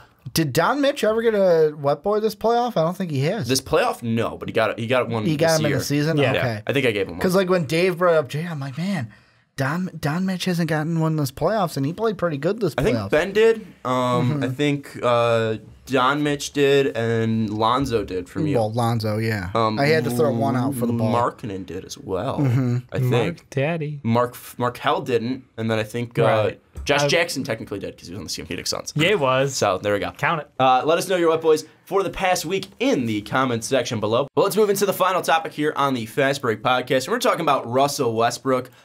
Zach Lowe of ESPN dropped a little bit of a note that was pretty interesting. He talked about there's an increasing number of people around the league who think the Thunder should look at trading Westbrook. To be clear, not a report, not Thunder sources think they should do this, just in spitballing ideas with teams around the league. There's a number of people who have heard this, just like it's time for something here to change. So we're not saying the Thunder should come out and trade him. This is just us talking, spitballing the idea here on the Fast Break podcast of Russell Westbrook possibly moving team, if it's the best for the Thunder, how it will happen, and some teams that could possibly take on Russell Westbrook and need a player like Russell Westbrook. So don't go in it saying it's not going to happen. We're not saying it's going to happen. Yeah, we're not saying it's going to happen, but should it happen? Maybe one of us thinks so. And that's the whole point of this topic, just to have fun. So let us also know your comments down below. Do you think the Thunder should look into trading Russell Westbrook? Well, I'll ask it to you guys. Ricky, do you think the Thunder should, or at least should, look into trading Russell Westbrook? Yes, I think if they haven't already, that's a huge problem to me. I feel like the main reason why is my whole problem with the Thunder is I feel like all of their problems come down to Russell Westbrook. And it's, he's a great player. Yeah, the triple-double's amazing, but his game, and most importantly, his personality, I don't think fits with especially the Thunder, with him being the one. Because, if you want a guy that's just going to light up the stat sheet, that's fine. You might get to the playoffs. He's never going to be a guy that wins an NBA championship. You now have two players. He's never going to win an NBA championship. Never going to win an NBA championship. Never lost. As him being the number one. Now, if he late in his career journeymans it and goes on a team, then maybe he might get one. But he won't. Like, if he stays with the Thunder with this contract, he'll never win a championship with the Thunder as the number one. Because I look at it now, two guys. James Harden was first. I know James Harden hasn't won a championship, but look at where he is right now. Kevin Durant leaves, and I know everyone, but he went to the best team ever. Yeah, but he still left, and look at how he is flourishing. I feel like the common denominator is maybe we do have a problem here with Russell Westbrook, and it's not his play, it's his personality. Dave, before I ask you the question of should they look into it or should they, I want to ask the question about just Russ in general, because Ricky brings up the fact that James Harden leaves and the fact that Kevin Durant leaves. James Harden didn't pick up his play in Houston until he had that great system around him. Yes, he was good when Dwight was around there, but when they picked it up, when they had D'Antoni and Harden firing over the past 2 years, that's when he turned into that next great player. Kevin Durant, being in that Warriors system, turned him into the monster we saw today. He was already a monster, but now at least defensively, offensively, he just seems more connected into this team. Do we give too much shit to Russell Westbrook, not only the media, but fans, just because he's never been in that system? Because I think most people know I'm not a fan of Billy Donovan, and I'm not a fan of Scott Brooks, because I don't think they're imaginative offensively. I don't think they're strong enough to be head coaches in the NBA. So looking at them, do you think it's something where Russ has just not been in the right system to flourish in his career? Yeah, I think you hit the nail on the head from my point of view as well. I think the problem when you have someone as talented as Russ, as outspoken as he is, and he's so easy to talk to from the media standpoint, that it's sometimes hard to control a player like that and get him to the point where, you want to do your own thing. I get that. I respect that. But what's best for the team needs to be this. And I feel like that hasn't happened on that team. I feel like he's been allowed to do his thing. And when it was him and Kevin Durant, it was, you guys both do your own thing, and you guys will ISO it out, and we'll try to win games that way. You don't play with the system. You don't play smart basketball. They don't play team basketball. Look at that old team. It was Ibaka. It was KD, Harden, Westbrook, and I think Roberson was on that team. Maybe not, but it was still a couple years back when they challenged in the championship year. I think Raymond Felton was on the team. I don't know. Point being, you had talent. You had a full team. And what'd you do? You choked in the playoffs. You went down, you went ISO heavy, and you lost the series. And then as time went on, you watched it more and more. Harden, that was the worst decision a franchise could make, to be like, we're not going to go in the luxury tax to keep someone who's pretty good. We'll let him walk. And then KD, obviously the decision happened for him. I think a lot of it for me comes down to, like you said, the lack of strength from a coaching position matters the most. I think in a system where he can truly be, unleashed, not unleashed, the opposite of that, be reined in to play within a system, we will truly see this as an excellent team. I don't think that he can't do it. I think it's the fact that he has no reason to right now. Like, he has not been in a position these last 2 years where if there was a system around him and these guys to succeed, I don't think this would be a better team if magically, they were able to do that. Real quick, two of the guys on that Thunder team that you were thinking about? It wasn't Robertson. It was Reggie Jackson and Reggie. D. Fish was on that Thunder team. D. Fish. Yeah, Was that was Raymond his last- Felton on that team? Or was Raymond that a little Felton? later? No. Okay, that's two of the other guys were Thabo and Nazi was- Muhammad. yeah. Okay, I think Former Bulls. Real quick though, I think that is the first Raymond Felton we've ever had on the Fast Break podcast. Shout out UNC 2005. But Dave, should they trade Russell Westbrook, or should they look into trading Russell Westbrook, or should it be a coaching decision move? I think you have to move the coach. I think you start with the player. This is not that dissimilar to the Grizzlies. The Grizzlies were a situation where obviously their team was going in a different direction than their star player wanted, and he didn't agree with it, and obviously that caused conflict. Whatever happened, Fizdale gone, and we all thought that was the wrong move. I think this is a situation where Russell Westbrook is far more in his prime than Gasol is. He is able to contribute at a much higher level, and his impact on the game is much greater. He's someone that you can absolutely build around, but you have to build around him. You can't keep trying to take these shortcuts and making trades that sacrifice 2-for-1 trades to get Carmelo and 2-for-1 trade to get Paul George. And you keep moving around these pieces and cutting your own legs out from under you. You can't build a team like that because you added in 2 All-Stars, yes, but one could care less that he's playing basketball. The other one seemed halfway lost out there and disappeared at times. So I think a lot of it comes down to coaching. If you can't get the most out of your players, then how do you expect to win games? So that's your biggest problem right now. Well, and it comes down to, you kind of hit on it a little bit, was when you were talking about like with Russ and the media, and you go, well, okay, how do you like tell? You mentioned where it's like, how do you tell a player like that what to do? Yep. And the first thing I think about, and I know this is like the extremist answer, is Pop hasn't had a problem.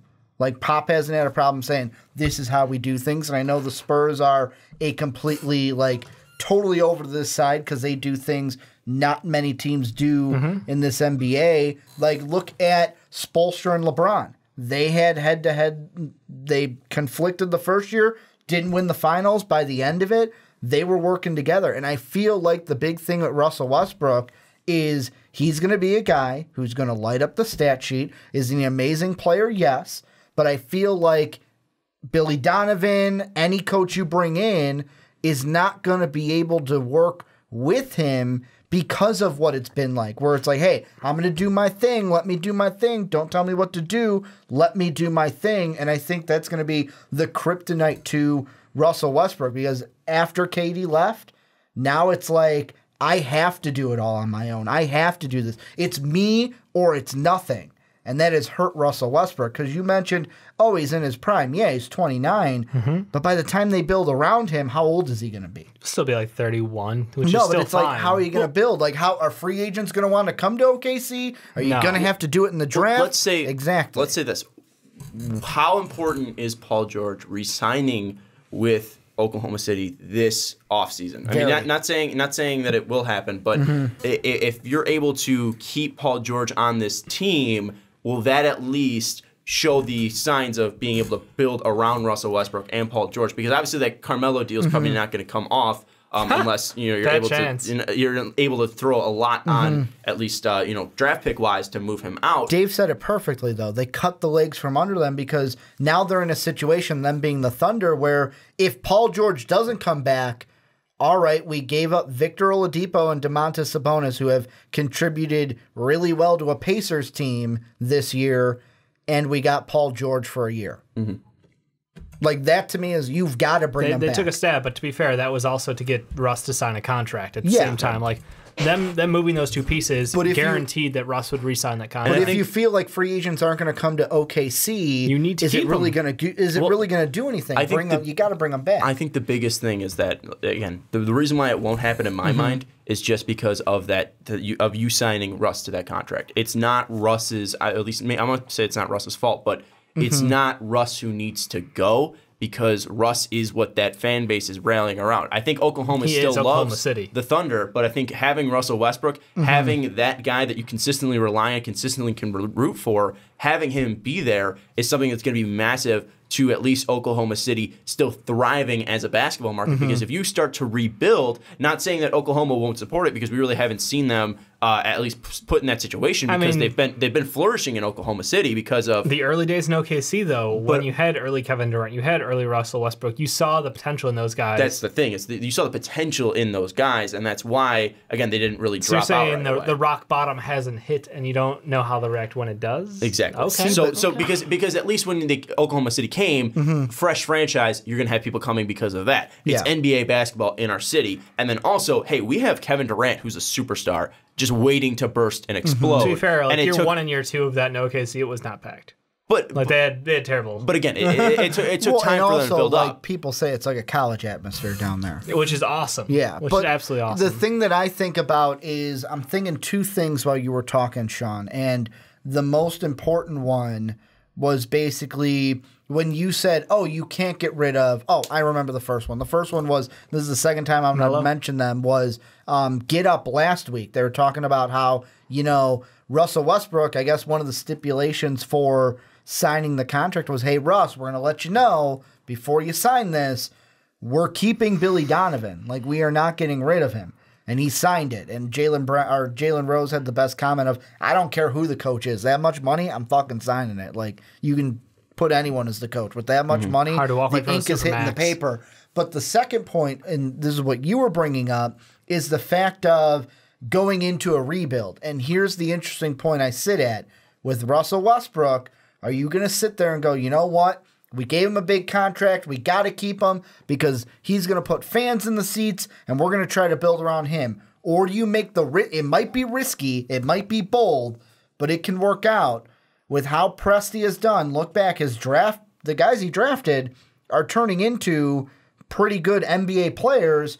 What are you going to be able to get for Russell Westbrook, and then you build around those players? I know it's a rebuild, but think about who's your GM and what you could get for Russell Westbrook. Well, here's the question. Do they need to go into a rebuild? Because again, they still have the possibility of bringing back Paul George. They still have Russell Westbrook signed to an extension. I know this topic is about him possibly leaving, but let's just say that traded, Russ is, trading, my bad. Again, they're going to have Russ under contract. They can still bring back Paul George, and Carmelo's still going to be there. So do they need a rebuild, or do they need a culture change, again, going back to Billy Donovan? What's more important for the Thunder next season? I don't know about you, Dave, but the way I'm looking at it is we saw this trio work.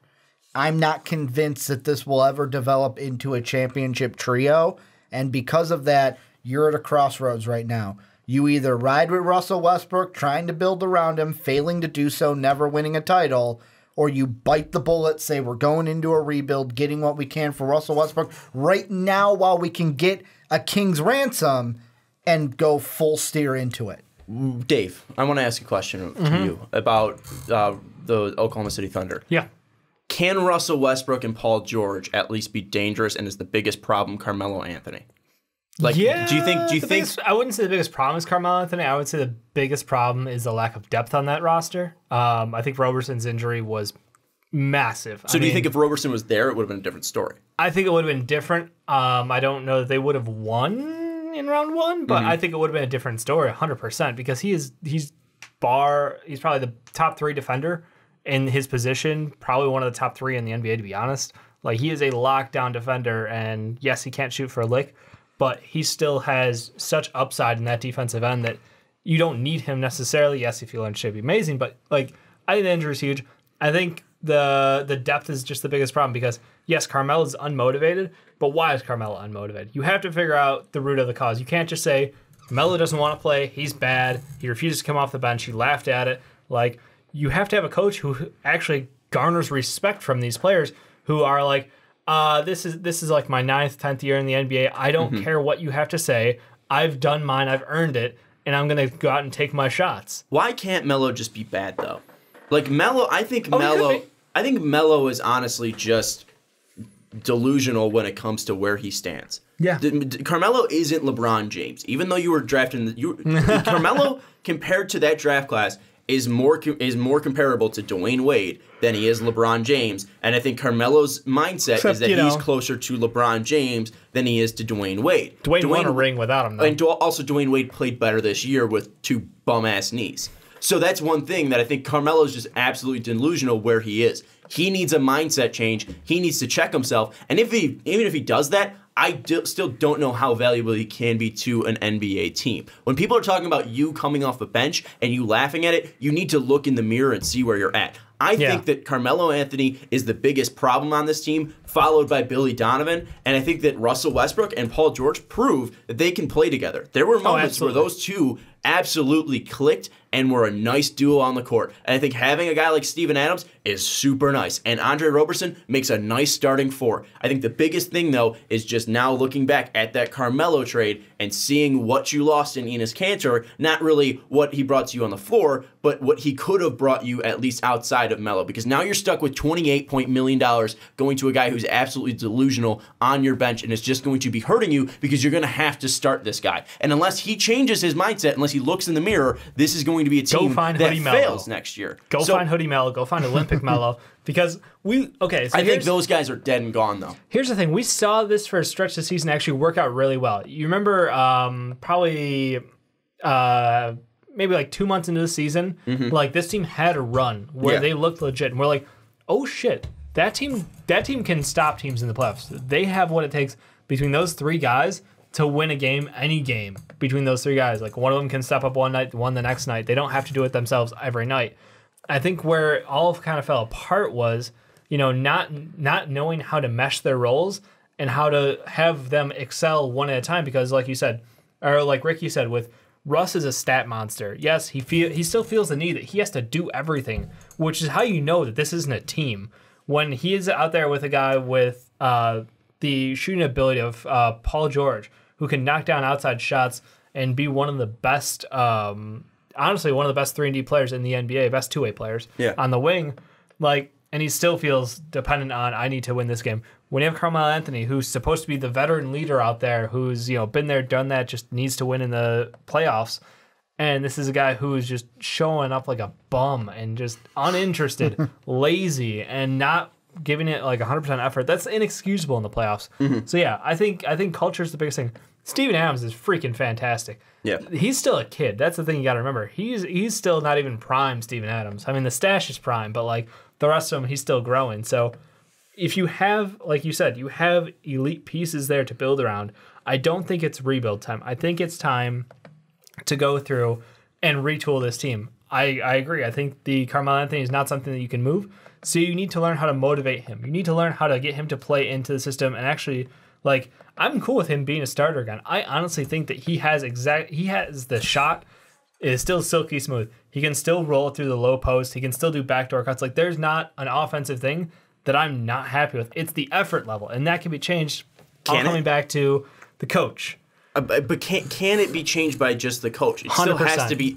I think it still has to be dependent on the player, and I still think Carmelo Anthony is absolutely delusional. I think that's why he's a bigger problem than Billy Donovan. And also, coming out is that Presti said that Billy Donovan's going to stay as head coach. He said he's safe. So, but Billy is this Donovan's not going to move. You're safe, or is this 10 games into the next season you get fired on the Suns? I think he's safe because of the whole 3 games. Well, 3 games. Because of the whole thing that they said to Russ before he signed the contract. I don't care what they say to people. I mean, it doesn't matter. But why would you even bring that up then to a guy signing a huge contract if it didn't matter? Because stability matters to players. They'd like to feel like it's stable. It doesn't mean it has to be true. With Russell Westbrook, I think this matters more than stability. That mattered, but I disagree. But I think at the end of the day, you can say whatever you want. Words are just words. If he's not the right fit for the team, and you're the owner, and you're the GM, and you're moving forward and being like, is this where we can win?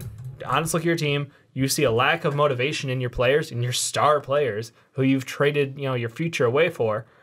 It makes you concerned that your coach isn't coaching. He's not the right guy. He's not the motivator. He might be a good coach, but he's not the right fit. And I think that's what we run into a lot.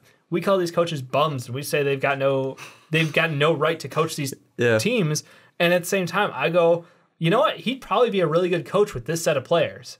And I just don't think his fit is meant. He's not meant to coach 3 superstars. It's not LeBron, David Blatt bad. Yeah, but it's similar. Who do you think has that mindset of being able to take over that Oklahoma City team though? Would it be a guy Stan Van Gundy? Would it be? I don't think there's a coach out there. So you think that basically boils down to Russell Westbrook's uncoachable? Well, I'm not going all the way with that, but it's pretty damn close. Like, to me, I feel like you've seen parts where Russell Westbrook. Where Russell Westbrook has shown at times where he's fine buying into a system. Yeah. It's just when the coach is weak and not showing that authority of being strong. I'm on the side of it where I feel like you guys are you guys are picking the wrong thing here. Where Melo might be a problem, but after one more year, he's off the books. You never have to worry about him again. Then you got the Paul George thing. He'll be off the books and he's not coming back, kind of a thing. Yeah, I think that nobody's going to want to come to OKC. You've already proven that this big three doesn't work and won't work. It'll get you to the playoffs, but it won't win you a championship, barely. And you can't even beat Don Mitch. And like that to me was the biggest thing in this whole season that blew my mind was, it's a microcosm, but you got Ricky Rubio goes off and he blows up. And you've got Russell Westbrook after a game saying, I'm going to shut that shit down. And you've got a rookie on the other side, I ain't touching it. And being like, the way they interacted, I was like, if I would have came in and showed someone who's never known basketball, and I said, pick out the one who you think is the veteran and who's the rookie, I bet you the guy would have said, or the girl would have said, Russ is the rookie and Don Mitch is the veteran. Like, when a rookie is being more veteran-like than you, that's a problem. And I think that's where Russ's problem is, where, he's a phenomenal player, but is his attitude right for this Thunder team, and will he be able to win with that attitude in OKC? No. So if I'm Sam Presti, try to get the most that I can out of Russ now before it's too late. Look at the coaches on those teams. Oh, I'm not saying that Donovan Mitchell isn't they're not super mature. Brad Stevens like head coaches. No, I disagree there. Quinn Snyder is close to a top 5 I'm talking about Scotty Brooks and Billy Donovan. I'm talking Donovan Mitchell's coaches compared to Russell Westbrook's coach. Quinn Snyder, we have talked about his mentality being that of a serial killer. Quinn Snyder looks like Patrick Bates, just like budget from what's that movie? Not American Psycho. I get what you're saying. American Psycho. Yeah, I get what you're saying. He has that mentality of he's not going to take shit from anybody. So where intense. Billy Donovan looks lost out there. Like he looks like, we're at a basketball game. Nice. We're coaching. Oh, Jesus. I feel like the Thunder are at a spot where right now, either this year or next year, they have to decide: do we ride with Russell Westbrook? Probably never win a title with him, because that's how I feel. That's not what will really happen, but that's how I feel. Or do we try to get the most out of him now and just go for a rebound? I think Russell Westbrook will be similar to what Kobe was to LA. It didn't matter that he was old and aging. They signed Kobe because that was Kobe. Because, I'm not saying you're so boiled down by titles. I'm just talking strictly about the last contract that Kobe signed. Yeah. That handicapped Los Angeles, but it didn't matter because of what Kobe meant to LA and what he did for the Lakers. I think Russell Westbrook is similar to what Kobe was in OKC because of what he's done for that OKC team.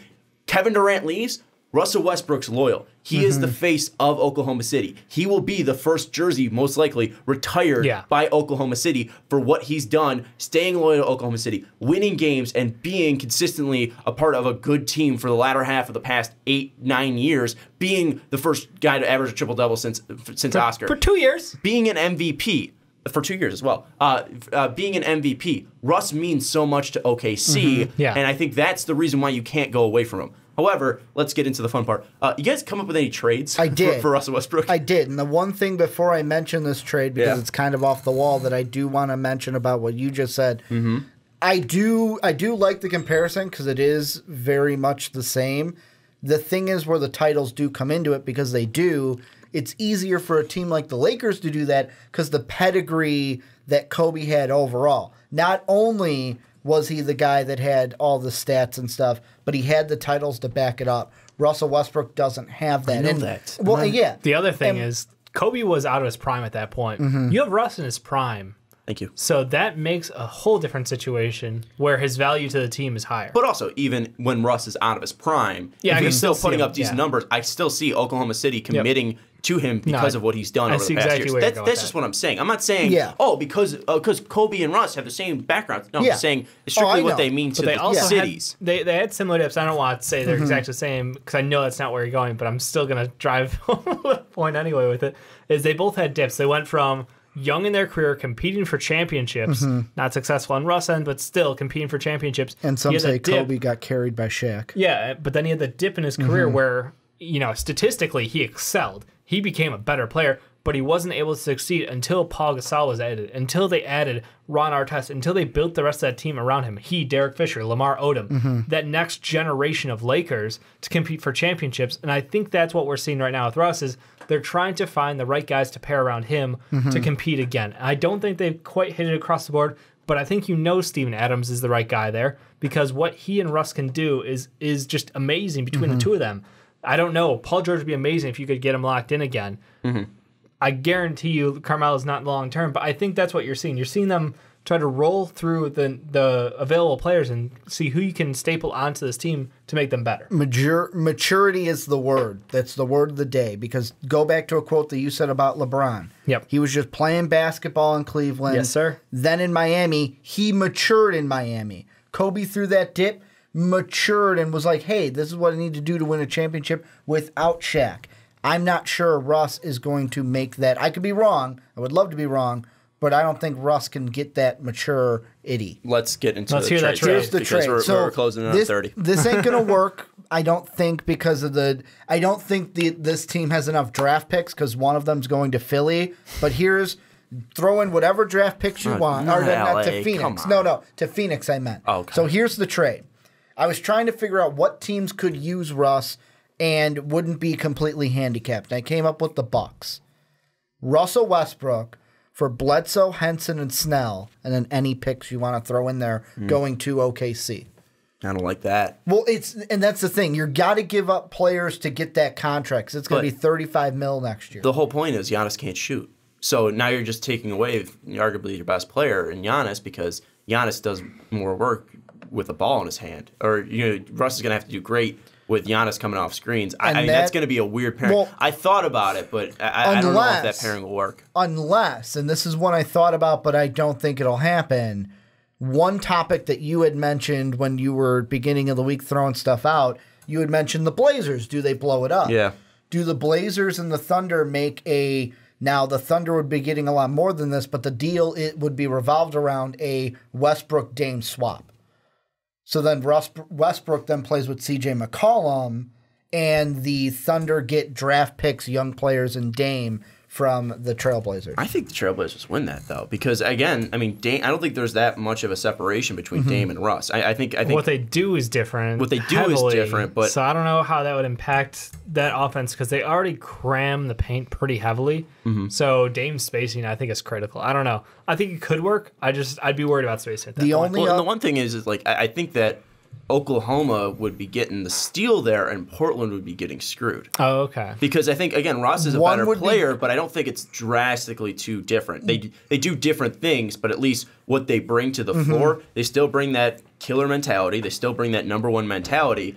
And again, if we're talking about people who make their teammates better, I mean, Dame does a great job of that. Yeah. So you're bringing out the best in possibly Carmelo Anthony, if Paul George somehow stays, the best in Paul George, the best in Steven Adams, the best in Andre Robinson. I'm not saying that, again, Russ can't do that. Russ hasn't done that. I just think that Russ would be better off with more of a Dwight Howard situation where Dwight was put in the right system and players around him rather than going into playing next to, again, a guy like C.J. McCollum and going in. I don't know how that fits. The only other situation I can see, and you're going to hate this because of who the coach is, but what if, like, and we could have this discussion another day, who the Wizards get rid of if they get rid of Beal or Wall. But if Wall's the guy, a trade around that because, Russell Westbrook, Scotty Brooks knows how to use them. I'll use air quotes for Sean. But then I feel like Westbrook teaming up with Bradley Beal and you kind of separate the alpha dogs, but then are you adding just a different alpha dog? If anything, Westbrook? Wes is I hate using the word more alpha. than John Wall, but yeah, that's the thing. He's pure alpha. He's pure alpha. My ridiculous not going to happen trade is the Suns actually going Brandon Knight, T.J. Warren, Marquise Chris, and a handful of picks because they've got them. Yeah. So you might as well use them to add Russ. So you can pair Russ plus Dev Book plus Josh Jackson plus your. Are you trading this year's pick? You'd have to get Russ. So you're doing. Are you trading the 16 or your own pick? You might have to do your own in that deal. Oof. Would you do that? If they don't get the one, hell yeah. If they don't get the one. If they don't get the one, because they're going to get Sunsed. Yeah. I would. If I don't get the number 1 pick, I would for Phoenix. And then I got Russ for 5 years, right? Especially if Igor wants Luka that bad and they don't get Luka, hell yeah, I'll take Russell Westbrook as my consolation prize. I don't know. I mean, that's going to accelerate that timeline. But Russell Westbrook, Devin Booker, Josh Jackson. But we're also can still run with what's his face at the 4? Bender at the 4. Bender, the Dragon. You still have Tyson at the 5. Like that team would be fun as hell to watch. But the one thing is again about the coaching situation, and I just wonder how Igor would work with a guy like Russell Westbrook. I think you're possibly setting up Igor Kokoshkov for that Coco guy. He's cuckoo for Cocoa. For a rough start. Entirely possible. I mean, it sets the expectations out of the ceiling because it's the roof. But at the same time, you get a chance at locking. You get a pre-locked down Russell Westbrook. You have him under contract. There's no chance he can escape Phoenix. I mean, it's true. No offense, Phoenix, but like you're not exactly pulling in the free agents. I know it hasn't been your plan, but still. Point being, T.J. Warren, good, not great player. Marquise Chris, young, tons of potential, great for the Suns. Brandon Knight could be worth something, could not. I mean, he's still young enough. So I think OKC gets something out of it, plus a top pick in this draft, plus probably a pick next year. I don't know. I'm just saying, you know. Yeah, possibly one more if you're done. Yeah, I'm good. It didn't work. But here's what I'm trying to base it around. Jesus. Who's got 2 picks in the first round? Lots of teams. The Clippers. Okay. What if the Clippers trade both their picks, Danilo, Tobias, someone else, and picks for Russell Westbrook? No. And they add Westbrook to that Clipper team. I don't think the Clipper, because the Clipper, you're getting rid of the Clipper team. You're getting rid of the outside of Lou Will, you're getting rid of the best Clipper, the part about the Clippers. You still have Lou Will, you have Pat Bev, and you got Milos. I don't think people should be looking at the Clippers as trade bait. Again, they have. I'm not saying trade bait, but a trade to push them over the mark. I don't think they. But that doesn't put them over the mark. The whole thing about so many wings. They got no wings. You're getting rid of players that Russ would play with. Like I think Russ with Toby would be great. I think Russ with Lou Will would be very interesting. Unless you do I don't know. Unless you do, hey, DeAndre Jordan wants out. Hey, we'll trade. Sign and trade? No, opt in and we'll trade you. Opt into your contract because DeAndre Jordan's got the opt in, and then DeAndre Russell Westbrook. But, I don't know. But really, with Steven Adams, the Thunder wouldn't do that. I don't know. I got 2. Here are the 2 that I have. I'm not sending him to the Western Conference. Sorry, not happening. And I'm looking for strong coaches. I'm looking at guys that have come from the pop tree or have proven that they can coach stars. And I'm also looking at teams that need to move some players and also need some help. So I'm looking at places that would work with Russell Westbrook. The first one, we talked about the Kobe versus Russ comparison. Who just brought in Mitch Kupchak to be the GM at Charlotte Hornets. And looking to get rid of their point guard. We're talking about not only looking to get rid of your point guards, but they can also unload a bad contract. Nick Batum, Kemba Walker for Russell Westbrook, and Pat Patterson, and also including the 10th overall pick. Because James Borrego, who they just hired, comes from that pop tree, has been working with the San Antonio Spurs, has hopefully the right mentality to work with them, and hey, who's your owner? Michael Jordan. Could hopefully knock some sense into Russell Westbrook. He put him in 1v1, put him in his place. Mitch Kupchak, exactly. Again, Mitch Kupchak has worked with the Lakers, has worked with Shaq, has worked with Kobe, has worked with Phil Jackson, has worked with the Lakers before. Not too bad, Could be a nice fit bad. there. Also, Charlotte like unloads the Nick Batum contract, and they also get a point guard who can play for them in Kemba Walker. Just comes down to will you be able to re-sign him after this year? But that's why you throw on that 10th pick. Then you got Kemba, you got Moist Monk, you got Pat Patterson going over there. You have Marvin Williams still staying there. You have Cody Zeller there. That could be a very interesting fit. And the final one, you need a guy who can coach stars. Which team is lacking stars right now but has some interesting pieces? The Miami Heat. Russell Westbrook for Goran Dragic. and Tyler Johnson. Dragic guy. And Bam Adebayo, because they don't have a pick. Maybe some future picks are slapped onto that, but it's Goran, Tyler Johnson, and Bam Adebayo for Russell Westbrook. You got Spull, who's proven to coach stars before. I think that could be an interesting fit because not only do you get Pat Riley to knock some sense into Russ Westbrook, you have Eric Spoelstra who does that as well, and you have some nice pieces around him. Josh Richardson. You have Hassan Whiteside, who maybe Hassan Whiteside isn't the problem. You just need a guy who can get Hassan Whiteside to want to play. You get Russell Westbrook. Russell Westbrook, with his intensity, could bring that in. You still have Justice Winslow, who could possibly be a nice piece there as well. You get rid of Tyler Johnson and Goran. You also have James Johnson there. There are still some nice pieces. And you finally get a star in Miami and not an old-aged 36-year-old Dwayne Wade. I know you saying Igor's last name was you kind of throwing it in there that you learned it, but I feel like that last trade, you shoehorned that in there just because you wanted to say Dragic one more time. No, they just got a point guard. That's the reason why. It just happened. I feel like you wanted to prove those commenters wrong that you can say. Those were the two trades I came up with. What do you think is most likely that we throw out there? I really like the Hornets one. I could see the Hornets one coming close, but I think none are likely. Well, none are likely, but out of the ones we threw out there, I like the Hornets. Give me a percentage chance that Russell Westbrook's not in the Thunder. I'm going to say 10%. There's always a chance. There's always about negative 14. All right, about a negative 14 there. I'll give it a 1% because I'll at least keep it in the realm of possibility. Right. But I don't think it's going to happen at all. Let us know if you think it's going to happen down in the comments below. For an idea that we didn't think is going to happen, we talked well over 36 minutes about Russell Westbrook. Trade talk's amazing, man. And again, it's still interesting because the Thunder what's wrong with the Thunder? Yeah, the Thunder need a kick in the ass. Which so, some we'll could say is that it's Russell Westbrook. But anyways, those were our thoughts on the Thunder. Those were our thoughts on the Western and Eastern Conference Finals, and those were also our Wet Boys of the week. Really good podcast this week. I really liked it. I had a fun time. If you had a fun time as well, don't forget to rate us 5 stars on iTunes. Not only the Fast Break, but the Onside Kick, the Primetime Podcast, the Rick and Johnny Podcast, and the Onside Kick. Also, if you're on YouTube, please check out The Outcast. They just interviewed Danny Perkins from 670 The Score. So if you're Bulls, Bears, White Sox, or Cubs fans, they go over that. They're also recording a podcast the same night as we are here on Thursday, so we're excited to see what their new topics are. Also, don't forget to subscribe. We're over 11,000. Thank you guys so much. We love you. Smooches, smooches. Also, don't forget to check out the live lotto that we did in mock draft. We also have tons of fun. A lotto mock coming out the day after the actual lottery. We're going to be recording Wednesday of that day, so come back to either Blog Talk Radio, iTunes, or on our YouTube channel for that. Finally, check out patreon.com/mostlypodcast. We're going to have Jake on later this month. He's always on our podcast. We love that boy. He's going to be need to recover a little bit, too. He might be a wet boy next year. Jake might be a wet boy next year.